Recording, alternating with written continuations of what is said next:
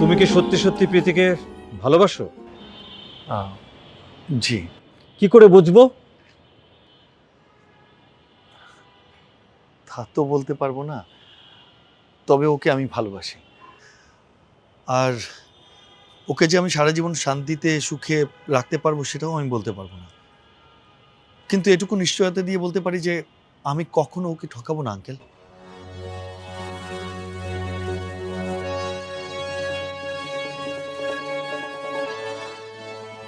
তুমি কি বলতে চাও?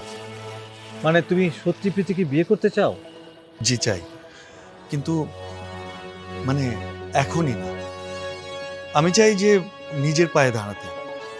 মানে আমি কখনো চাই না যে সংসার করতে গিয়ে সংসারের চাপে আমাদের ভালোবাসাটা নষ্ট হয়ে যায়।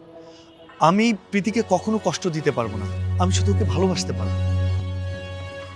মানে তাহলে তোমাদের বিয়ের জন্য আমাদের কতদিন অপেক্ষা করতে হবে? এটা তো এটা তো কঠিন প্রশ্ন আঙ্কেল। কঠিন প্রশ্ন হলে তো বলতে হবে। তোমাদের ভালোবাসার জন্য আমরা, মানে আমাদের পরিবার তো অনন্তকাল বসে থাকতে পারবো না।